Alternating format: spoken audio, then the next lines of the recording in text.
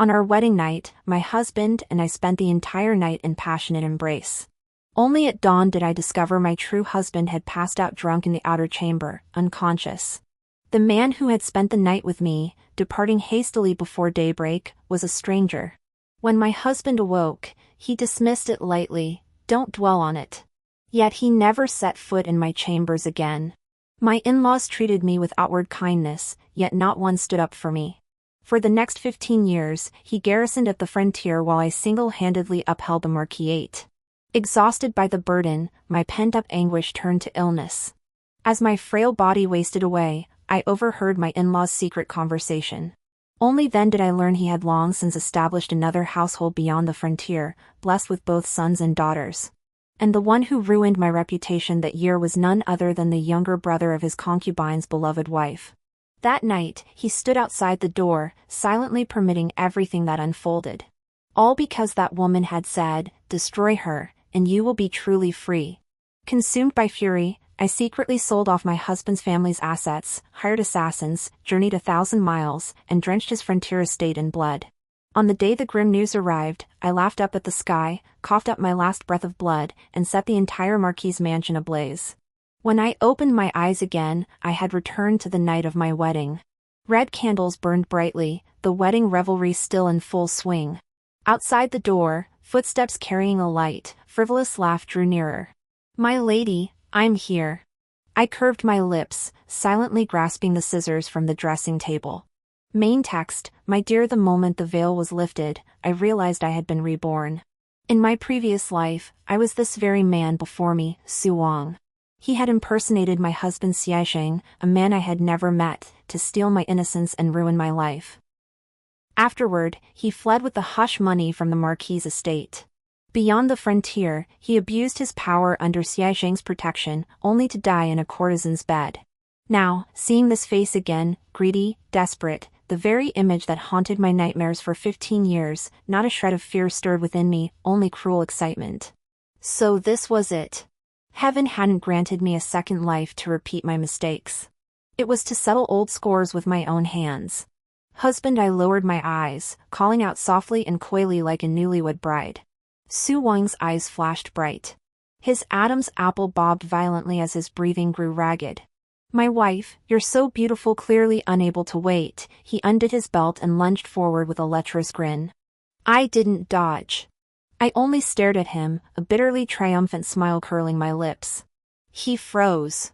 His body froze midair, suspended in limbo. In that very instant, my hand, concealed within the wide sleeves of my wedding gown, shot out like a blade. Snip! Aiming straight for his groin, the scissors struck. Ah! A blood-curdling scream, like a pig being slaughtered, echoed through the Marquis's mansion. Everyone rushed in upon hearing the sound. Even Xiaisheng, who should have been passed out drunk, burst into the bridal chamber. Seeing Su Wang's blood-soaked robes and the bloody chunks of flesh on the floor, his face drained instantly. Before he could speak, the servant beside him threw himself onto the bed, wailing heart-wrenchingly, "Ah Wang! Ah Wang, wake up! Don't scare sister!" Only then did I realize that servant was actually Su Miaoyin in disguise. Su Miaoyin was a courtesan from the music house, and the apple of Xiaisheng's eye. I knew they had been secretly involved. But I never imagined she would dare to disguise herself as a man and brazenly accompany him on my wedding night. Now, she was utterly devastated, her gaze filled with murderous intent. "You poisonous woman! What have you done to my brother?" Xiaisheng frowned and spoke. "Xinyan, how could you harm someone so recklessly?"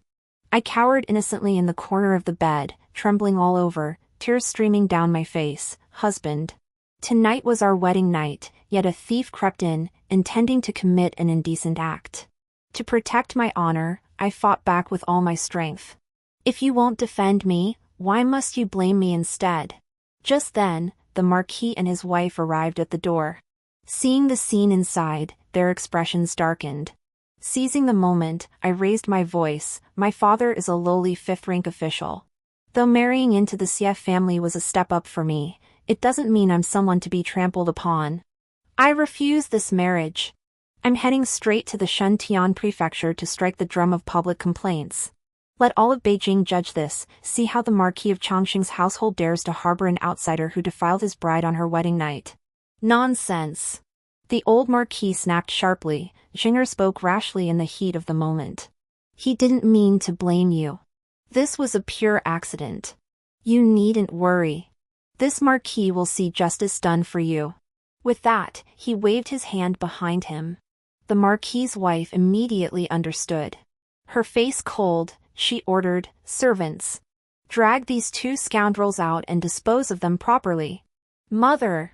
Xiaxing instinctively tried to intervene. The Marquis's wife shot him a withering glance and hissed in a hushed voice, "Shut your mouth. Do you want to make this known to all, turning the entire Marquis's residence into a laughingstock?" Xiaxing clenched his fists, wanting to say more. But in the end, he closed his mouth. The old Marquis left. Madame Ho remained behind to comfort me. Holding my hand with a benevolent expression, she said, "My dear child, you must be frightened. Rest assured, I've already sent people to dispose of those two thieves. From now on, no one will ever harm you again." I wiped away my tears and nodded obediently. But inside, I rolled my eyes. If they truly dealt with that brother and sister, her precious son would likely cause an uproar. Earlier, when she gave the old maid that subtle glance, it was so quick almost no one noticed, but I saw it clearly. Su Wang won't die. Right now, he's probably lying in some clinic, clinging to life with the finest medicine. Too bad, though, that thing between his legs has been completely severed by me. Even the most potent healing ointment couldn't reattach it. Madame Ho seemed thoroughly pleased with my docile, sensible demeanor. After a few soft words of coaxing, she turned to glare at Xiaxing. "Apologize to your wife at once." Xiaxing stiffened his neck, rage nearly spilling from his eyes. She was the one who attacked first. "Why should I apologize? We've never even met," yet she recognized the man in the bridal chamber wasn't me. Who knows if she did it on purpose? "Xing'er, watch your words." Lady Ho hurriedly cut him off. I raised my eyes at the right moment and explained softly, "My lord misunderstands. Though we've never formally met, the Crown Prince of Chongqing is renowned for his exceptional bearing. Who in the capital wouldn't be curious? Last Lantern Festival, when you rode past on Vermilion Bird Street, many noble ladies stole glances at you. I caught a few glimpses myself, so naturally I recognized you." Lady Ho nodded. "Did you hear that? Apologize now." Xiaxing remained unconvinced. Frowning, he pressed his lips together, then finally ground out through clenched teeth, "I was out of line earlier. Please don't hold it against me." His apology was dry and utterly insincere. The Marquis's wife seemed oblivious, turning back with her usual gentle expression, "My dear, don't take it to heart. Men are like that, young and impetuous, prone to momentary lapses. Just remember, no matter what he thinks, you will always be the mistress of this Marquis's household." Ha! Mistress. In my past life, it was precisely these two words that trapped me in this mansion for 15 years. Xiaxing wanted to marry Su Miaoyin, but the old couple despised her lowly origins and refused outright. Xiaxing threatened to remain unmarried for life. In the standoff, they concocted this win-win poisonous scheme: marry me, a woman of matching status, easily controlled, into the household. Occupy the position of legitimate wife, manage the household, and serve the elders. Then orchestrate an accident to ruin my virtue and extinguish my desires. Make me willingly accept a lifetime as a mere figurehead mistress. Meanwhile, Xiaxing would depart unburdened for the frontier, unite with his true love, and raise children.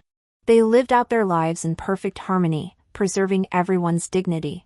Except for squeezing every last drop out of my existence. Now, starting over, they're still peddling the same old script. Very well. Since they're so eager for me to be the mistress, I'll show them how it's done. But how I do it, that's entirely up to me. With that thought, I nodded gently. Your daughter-in-law understands. For the next 2 days, Xiaxing didn't return to our bedchamber. He either paced anxiously in the courtyard or threw things in his study. No wonder. After his beloved was dragged away, there had been no word. If I were in his shoes, I'd be frantic too. With the marquisate's reputation tarnished and his in-laws seething, there was no chance he'd be allowed out.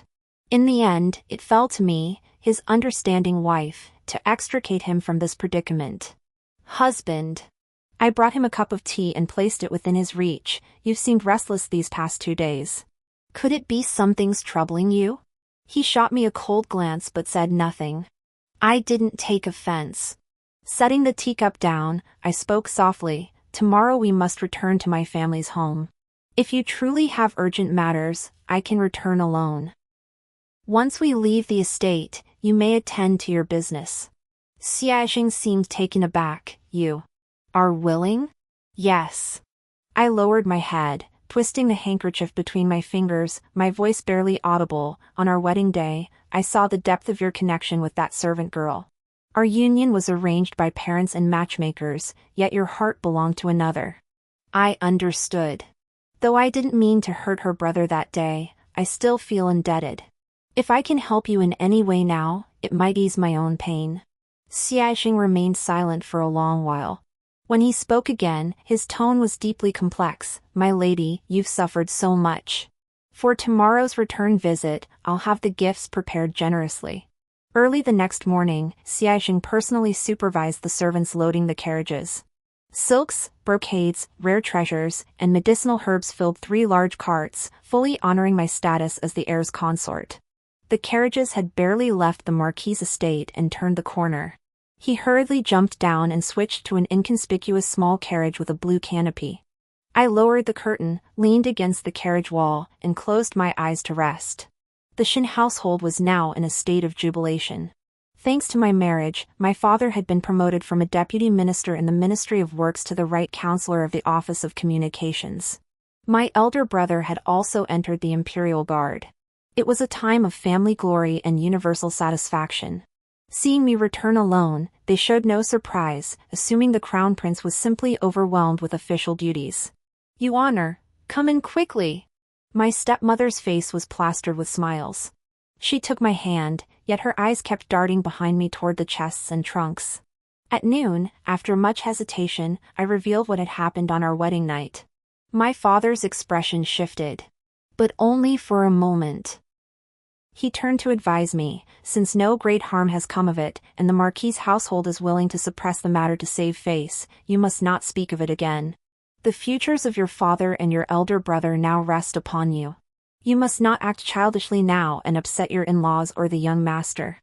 My stepmother quickly chimed in, "That's right, Yuan. A woman marries into her husband's family and must be obedient. Some things are best overlooked. What matters is securing your position as mistress of the house and supporting your natal family. When your natal family prospers, only then will you hold sway in the Marquis's household. Understand?" Seeing the identical expressions on their faces, a mix of calculation and worry, my heart grew colder by the moment. Yes. In my past life, when I lost my virtue, they demanded I swallow my pride and endure. Now, how could they possibly stand by me? They ruthlessly sent away my stepmother, keeping only me alive, solely to trade me for wealth and status today. They never cared whether I felt pain or fear. Only whether the benefits of this arranged marriage would endure and remain secure. I was like a kite they'd meticulously crafted, held fast by 2 strings. One string tethered me to the Marquis's household, called Lady of the House. The other is clutched by my birth family, called support. As for whether I wish to fly, or where I might fly, who truly cares? I did not linger long at the Shin residence. After lunch, I boarded a carriage and turned into a quiet alley, waiting to meet Xiaxing. Su Wang's injuries meant he'd barely escaped death. He wouldn't be out of bed for 3 to 5 months. Without his manhood, he was as good as crippled. How could Su Miaoyin not hate him? Xiaxing was bound to receive a cold reception when he went to see her. Sure enough, less than half an hour later, Xiaxing lifted the curtain and climbed into the carriage. His collar was askew, his eyes red-rimmed. He looked utterly defeated, saying not a word. I didn't want to tempt fate with him and asked no more. Not until evening, when we were alone in the room, did I softly inquire, "Did you see Miss Su today?" He stared at the flickering candle flame, his voice dry. "I did. The doctor said she can't be brought back." Miaoying demanded I give her proper status, saying only as a member of the Marquis household could she properly request the imperial physician's treatment. But you know how my parents feel. He trailed off, but I understood perfectly. In my past life, the Marquis and his wife had allowed their son to remain beyond the pass for 15 years. That alone proved they would never permit Su Miaoying to enter the capital as his wife. Not even as a concubine.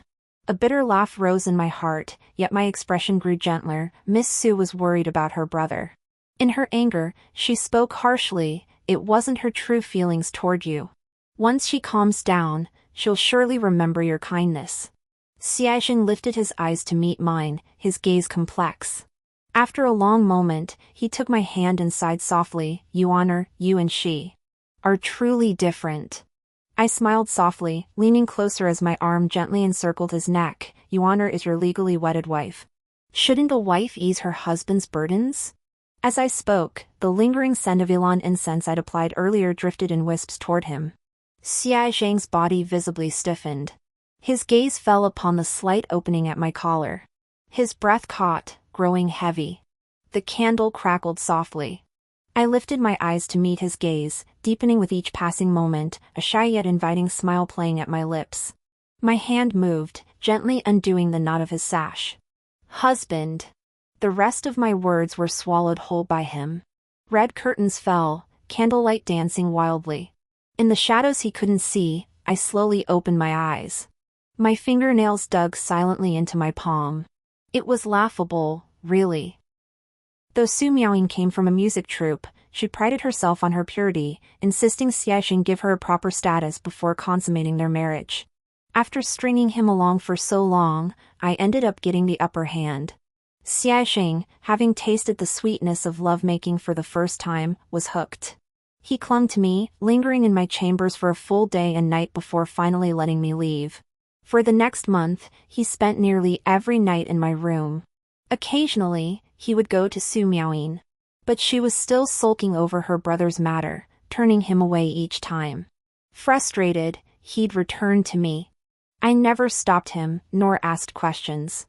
I'd simply welcome him in with gentle warmth, quietly gathering the fruits of his labor. And so, through his daily cultivation, I finally conceived. The old Marquis and his wife exchanged a glance, visibly relieved. Agreeing to Xiaxing and Su Miaoying's scheme had been merely a temporary expedient. What they truly desired all along was a legitimate daughter-in-law and a proper, legitimate grandson. The very night they learned of my pregnancy, the elderly couple sent a roomful of gold and silver treasures. Xiaxing's gaze toward me changed from that moment on. No longer perfunctory, no longer distant. Instead, there was a tenderness I'd never seen before. At night, he would even gently stroke my still flat belly, lost in thought. He probably didn't realize it. He hadn't mentioned Su Miaoying's name in quite some time. Just as the entire household was immersed in joy, an imperial edict arrived from the palace. Enemy forces had invaded the border. Xiaxing, heir to the Marquis of Changxing, was ordered to immediately lead troops northward. I was not surprised. In my previous life, he had also left at this very moment. He was gone for 15 years, starting a new family beyond the frontier, children at his feet, never to return. Precisely because of this, I had to conceive this child before his departure. Xiaxing held my hand, his face heavy with guilt. Yuan'er, now that you're with child, I should be by your side. But military orders are as unyielding as mountains. I didn't want to hear this nonsense. Just as I was about to brush him off, a servant rushed in with another urgent message. Your Highness, Miss Su is waiting for you at the usual spot. She insists you see her before you leave the capital. Xiaxing hadn't sought her out these past days, and she'd finally panicked. Her brother was disgraced, and now her only support was heading off to war. If she didn't submit now, her future would be utterly hopeless. Xiaxing glanced at me, then toward the doorway, his expression torn. Yuan'er. Miaoying is in dire straits. I cannot simply ignore her. I nestled into his embrace, my fingers tracing his robe as I tilted my face up with a smile. My lord, there's no need to agonize. I understand everything. Go see Miss Su. Have a proper talk with her. After all, the grand gift I'd prepared for so long was finally ready to be presented. Xiaixing was gone less than half an hour. He'd left with a spring in his step. But he returned on a stretcher, his face purple and cold sweat pouring down his brow, his thigh swollen high up. Servants frantically tore open his trouser leg. Embedded in the wound was a segment of a golden-black scorpion tail. The stinger was deeply embedded in flesh, still twitching faintly. The Marquis's wife fainted on the spot, frantically supported by maidservants. The old Marquis staggered several steps, bellowing hoarsely, "Physician! Quickly fetch the physician!" Chaos erupted throughout the entire Ho residence. Standing beneath the eaves, I watched the frantic figure scurrying about, a thin sheen of sweat forming on my palms. It wasn't fear, but excitement. After enduring so long, Xiaixing was finally paying the price. That Western region golden-tailed scorpion, I had personally slipped it into the lining of his brocade robe. Scorpions are lazy creatures. Sealed with beeswax over its mouthparts and stinger, it could lie dormant like a lifeless object. But once exposed to heat or sweat, and upon detecting the specially concocted attraction scent, it would awaken, following the fragrance to strike. That scent had long been applied to the inner lining of his undergarments. Today, riding to meet Su Miaoyin, the jolting journey had made him sweat. His rising body heat caused the scent to seep out in wispy threads. By the time he met Su Miaoyin, the scorpion had already crawled out, hiding deep within the folds of his robes. Just as his passion surged and his blood rushed, it struck. The imperial physicians consulted throughout the night. Only as dawn broke did they emerge, trembling, to report, "Your lordship, madam, the poison afflicting the young master is the rare Western region venom, golden tail hook. This toxin bypasses the meridians and blood vessels, targeting solely the lower kidney region. The poisonous heat has now descended, scorching the young master's foundation." The old Marquis's face drained white as he barked, "Speak plainly." The physician knelt in panic, bowing his head. "The young master will likely never be able to consummate his marriage. Moreover, this venom is exceptionally potent and cannot be fully eradicated. The residual toxin will ascend along the Shaoyin and Juyin meridians, obstructing acupoints like Lianchuan and Yamen. The young master's body will grow increasingly rigid, his speech function gradually deteriorating until he can no longer speak at all." Crack! A thunderclap outside the window sent the window panes buzzing. The old Marquis staggered back 2 steps, clutching his chest before collapsing straight to the floor. "Marquis!" Cries of alarm erupted as everyone rushed forward. Only I stood apart from the crowd, a silent smile curving my lips. It seems the gift I prepared for the old Marquis has been received. These past 2 months, I've diligently fulfilled my duties as a virtuous wife and filial daughter-in-law. Not only have I attended to my husband's needs, but I've also prepared medicinal soups for my in-laws daily. The ingredients added to these soups were no ordinary tonics. Instead, they contained several precious ingredients whose conflicting properties gradually clogged the heart meridians. Aconite paired with pinelia, asarum combined with lepidium. With prolonged consumption, stagnation took root, and vital young energy was secretly depleted. All that remained was waiting for the right moment, then, like a dam bursting, it would be unstoppable. The poisonous scorpion was an open attack, the medicinal broth was a hidden arrow. One to cripple his son, the other to destroy his father. Fair and just. They wronged me for a lifetime, I shall make them repay with this very lifetime. Only then is it truly tit for tat. The old Marquis suffered a stroke. Paralyzed in bed, unable to speak or move. Only a pair of cloudy eyes remained, staring fixedly at the ceiling. When the Marquis's wife awoke to learn both father and son had fallen, she felt the world collapse. She threw herself onto their beds, wailing uncontrollably, first for her husband, then for her son. Exhausted from crying, she still screamed curses. "It's all that harbinger of doom, Su Miaoyin. If she hadn't come begging her way in, how could my son have met such a calamity? I'll send men to flay her alive this very moment. Mother. Please." A faint voice came from the bed. Xiaixing had regained consciousness. His face was deathly pale, his lips cracked and purple, his entire being resembling a ghost freshly pulled from the water. Yet even in this state, upon hearing of Su Miaoyin's impending punishment, he struggled to force out a voice. "This was an accident. It's not her fault. TSK TSK. Such a display of deep devotion, loving her even unto death, truly touching. Seeing her son like this yet still thinking of that woman, Lady Ho felt both anger and heartache, her tears falling even harder. But she was his mother after all, unwilling to upset him further. Gritting her teeth, she agreed. Before leaving, she pulled me aside and whispered, "You shouldn't be working while pregnant, but I simply can't manage anymore. Later, I'll have the ledgers, storeroom keys, and matching tokens sent to your quarters. This Ho residence now rests on your shoulders." I raised an eyebrow inwardly. Handing over power already? Faster than I'd anticipated. I obediently agreed. Only after seeing the Marquis off did I return to his bedside. Xiaoxing asked me in a hoarse voice, "The court has not blamed me for failing to lead the expedition, has it?" I brought him warm water and fed him spoonful by spoonful. "Rest assured, my lord. The court has already dispatched General Li to lead the troops north. His Majesty even issued a special decree, instructing you to focus solely on recuperation and set your mind at ease. The Northern Frontier Campaign was never a major conflict. In my previous life, it concluded in less than half a year. Xiaoxing's 15-year stay beyond the pass was merely a pretext for garrison duty, a disguise for eloping. Now that he's crippled, attempting another escape would be as difficult as climbing to the heavens. His cherished notions of freedom and starting another family are utterly impossible in this lifetime. After hearing my words, Xiaoxing visibly relaxed. Then came a long, drawn-out silence. I knew exactly what he was thinking. Though lying still, his gaze was vacant, fixed on some distant point. The scorpion venom had destroyed his lower body. Now, he was no different from Su Wang. Oh, no, there was a difference. If Su Wang was properly nursed, he might still walk again.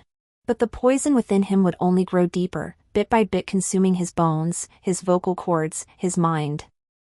Until he became a living corpse that merely breathed. I also ruined?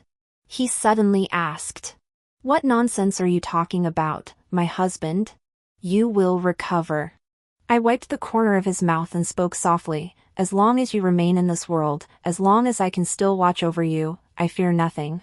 We already have our own child. I will care for you for the rest of my life. The Marquis's residence will never fall. Xiaoxing stared at me blankly, something flickering in his slightly reddened eyes. Was it emotion? Guilt? Or resignation after finally facing reality? None of it mattered anymore. What mattered was that he could never slip from my grasp again. A scumbag is a scumbag. Barely able to walk a few steps, he was already thinking about his old flame. I haven't heard from Miaoying in ages. I must go see her. He didn't know that his ability to walk was merely a temporary reprieve from the poison's effects. In a matter of days, he'd be back in bed. I smiled and nodded, "Rest assured, my lord. I've had people watching over Miss Su all along. And they'd been watching her well. Su Wang had his life spared, but he was ruined, both physically and mentally. All he did was demand money, insisting on gambling and visiting brothels. Su Miaoying naturally refused. Whenever she went to the music house to sing, she locked him up at home. It was my kindness that sent someone to pick the lock, rescue him, and give him silver. Then I had someone accidentally tip him off about which gambling dens offered the most excitement and which brothels had the most alluring girls. The fool took the bait, of course. Within days, he'd squandered every last coin I gave him and racked up a mountain of gambling debts. When the creditors came knocking, they trashed the place to smithereens. Su Miaoying sold everything she could, even pawning the silver hairpin Xiaoxing had once given her, yet it still wasn't enough to cover the debts. When they were at their wits' end, just then a traveling silk merchant appeared. He claimed to pity the sister and brother and offered to help repay their debts. The condition? Miss Su would occasionally accompany him for tea and conversation to ease his homesickness. She initially refused, but thinking of her deranged brother and the menacing creditors, she ultimately agreed. So, when I took Xiaoxing out and our carriage just happened to pass by an inn, this was the scene I witnessed. Su Miaoying, clad in a faded peach-colored gown with cheap rouge smeared across her cheeks, forced a smile as she drank with a portly silk merchant.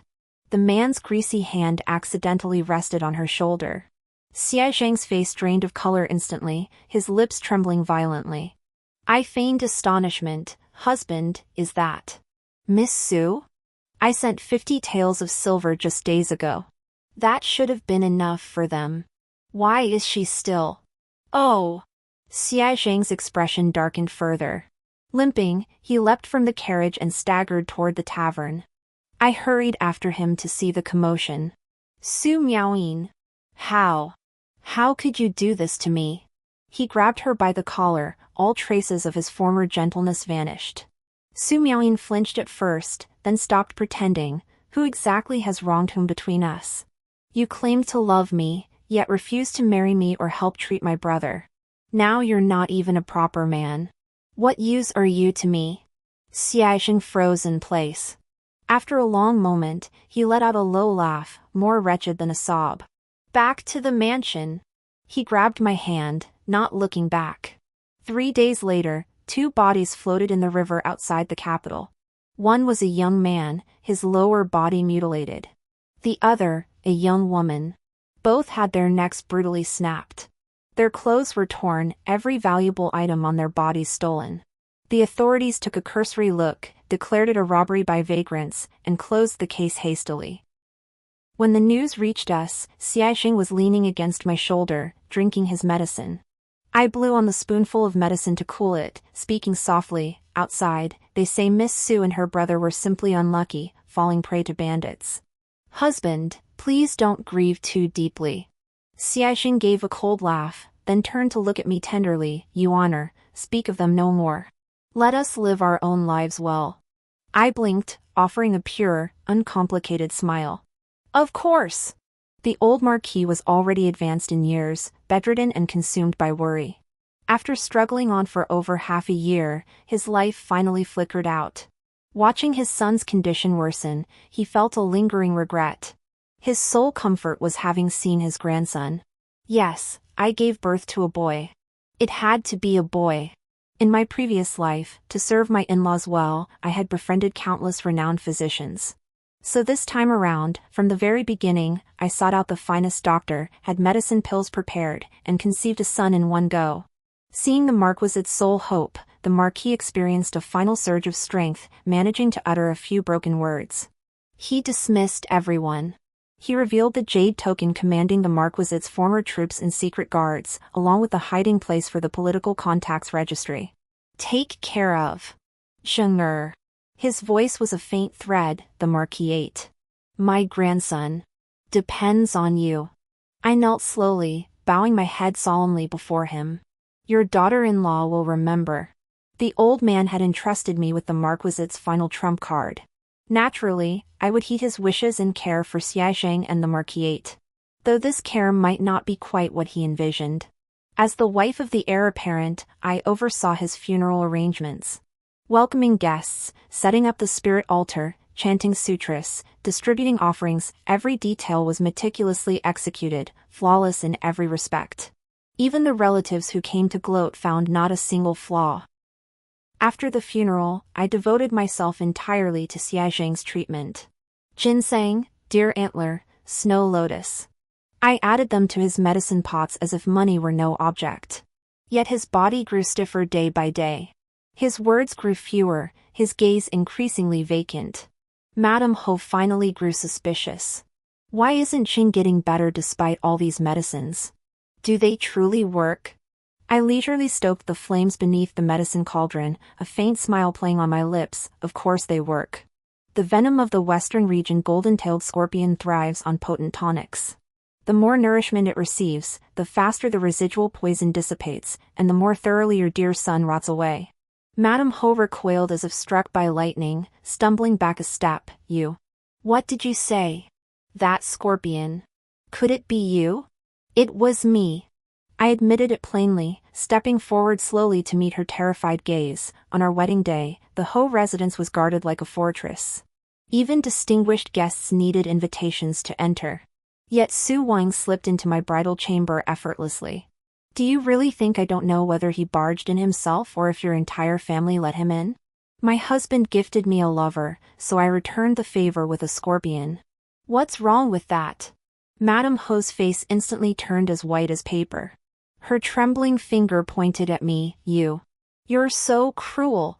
Yes, I am cruel, but nowhere near as cruel as your entire family. I savored the look of utter collapse on her face. Had you not tried to destroy my reputation and cut off my escape route, would I have been forced to this? Let me tell you this, it wasn't just Xiaoxing. I also ruined the old Marquis's health. Too bad you realized it far too late. As I finished speaking, two burly maids silently approached from behind, seizing her arms from either side. The Marquis's wife struggled in terror. What are you doing? Let me go. I am the mistress of this house. Xinyan, how dare you? Shoo. I raised my index finger, making a shushing gesture. There can only be one mistress in the whole household, mother. It's time for you to step down. With that, I exchanged a knowing glance. The two maids immediately clamped her jaws shut and force-fed her a bowl of thick, black medicinal liquid. She choked violently, coughing. She tried to vomit, but her mouth was tightly covered. I leaned close, whispering in a voice only we could hear, "Rest assured, it won't be painful. The Marquis has just departed. Your grief-stricken passing will be entirely plausible. No one will suspect a thing. Soon, your family of 3 will be reunited beneath the earth." The Marquis's wife's eyes widened. Fear, resentment, despair. Countless emotions flared in her eyes, only to extinguish swiftly, leaving behind nothing but lifeless ashes. That very night, news of the Marquis's wife's sudden death spread throughout the capital. The funeral hall was re-erected, white banners hung once more. Dressed in mourning robes, I knelt before the spirit tablet, burning joss paper as tears fell at just the right moments. Yet my heart remained utterly still. One less obstacle. With both elders gone, the skies over the Ho residence had shifted irrevocably. On paper, Xiaoxing inherited the title, becoming the new Marquis of Chongqing. But everyone knew that bedridden, speechless, emaciated invalid was merely a figurehead. The one truly holding the Ho residence's fate in my hands was me. On the day my son's full moon celebration, I hosted a grand banquet.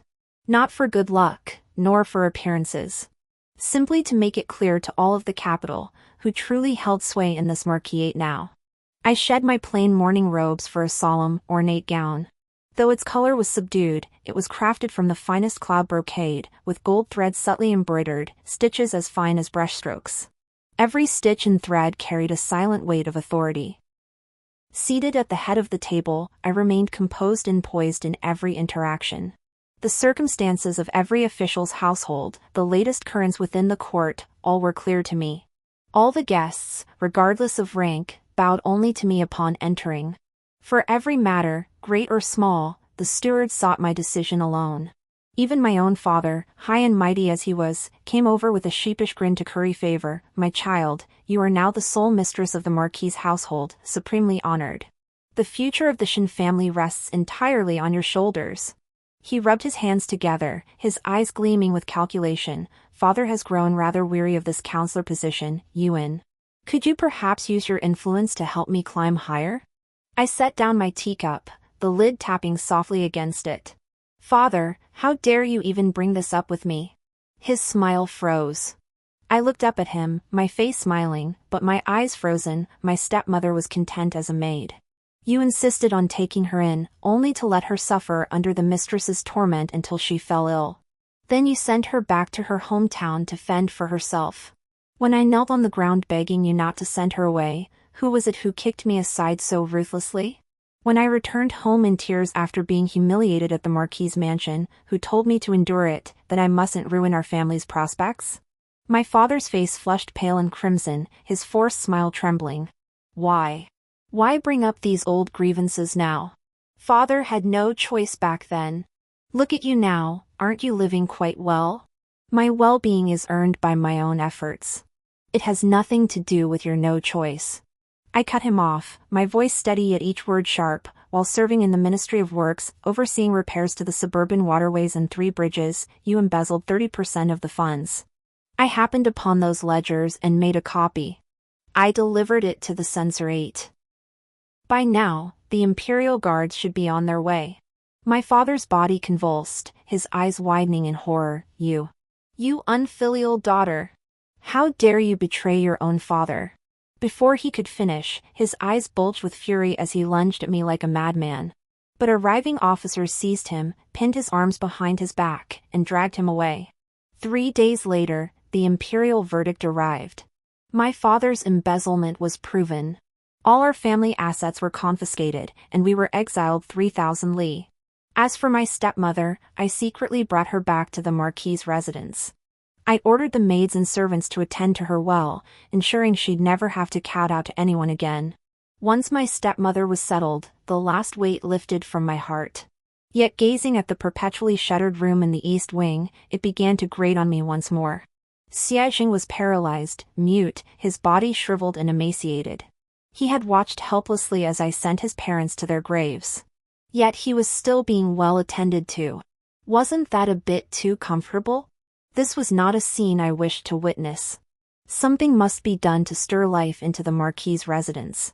Once this thought took root, it could not be suppressed. Under the pretext that the young heir requires capable advisors, I recruited several handsome, intelligent young men. Daily, I deliberated with them in the study, discussed poetry in the pavilion, and admired the garden scenery. At night, I had them take turns staying at the marquisate to instruct the young heir. When I was laughing and chatting with them, Xiaojing, pushed out for fresh air, would always just happen to catch sight of us. During our nocturnal revelries, those suggestive sounds would always just happen to reach Xiaojing's ears. He slumped in his wheelchair, his sallow face contorted like a ghost. He wanted to scream, but no sound came out. He wanted to move, but his body was stiff as rotten wood. All he could do was stare with bloodshot eyes, fixed on the direction of the side chamber, his whole body trembling. Finally, he coughed up a mouthful of blood, staining his front crimson. The servant, terrified out of his wits, shouted for help. I rushed over, my clothes disheveled, crouching down with a look of urgency. I wiped the blood from his lips with a handkerchief. Your lordship. What's wrong? Are you feeling unwell? Xiaojing's eyes locked onto the crimson mark on my neck, bulging as if they might burst, yet no words came out. But I read his lips. He was cursing me as a poisonous bitch, a whore. I smiled. Leaning close to his ear, I whispered, "Can't take it anymore? Last lifetime, when you stood outside the door listening to Su Wang destroy my reputation, weren't you quite composed?" Xiaojing's body convulsed violently, his pupils suddenly constricting. I continued, "What you thought back then was, destroy her, and I'll be free, wasn't it? But did you ever consider that I, Xin Yan, am human too? That I shouldn't be manipulated into wasting my entire life? Never mind. You wouldn't understand anyway." I took half a step back, my gaze calmly sweeping over his horrified face. Later, I often wondered, if you'd awakened that night, pushed open the door to save me, would things have been different? Alas, there are no ifs in this world. Your parents and the Su siblings all paid the price for their choices. But you? You don't deserve to die. Xiaojing, I want you to live well. Watch me rise to prominence. Watch me raise our son to inherit your title. That is the repayment I demand. After speaking, I straightened up, my tone calm. The Marquis is overcome by rage and agitation. Quickly, escort him back to his chambers and administer the finest medicine. He was pushed away. Like a piece of wood utterly rotten to the core. Not 2 days passed before a servant came to report. The Marquis has passed away. The news reached me as I flew a kite with my son in the courtyard. The spring sky stretched crystal clear blue. The swallow-shaped kite rode the wind, soaring higher and higher, nearly piercing the clouds. "Madam." The matron whispered the report, hesitating to speak further. I know. My grip on the spool remained steady, my mind suddenly clear. A kite is born of an eagle. It should soar freely, conquering the vast sky. Yet I was bound by a string, spent half my life being manipulated by others. Now, perhaps I remain but a kite tethered by a string. The difference is, I now hold the string myself. When I wish to soar, I rise on the updraft. When I choose not to fly, no one can tug the thread. Vast heavens, endless winds. At last, I shall roam freely, bound by only my own will. The story ends here. Thank you for watching. The next chapter promises even greater excitement.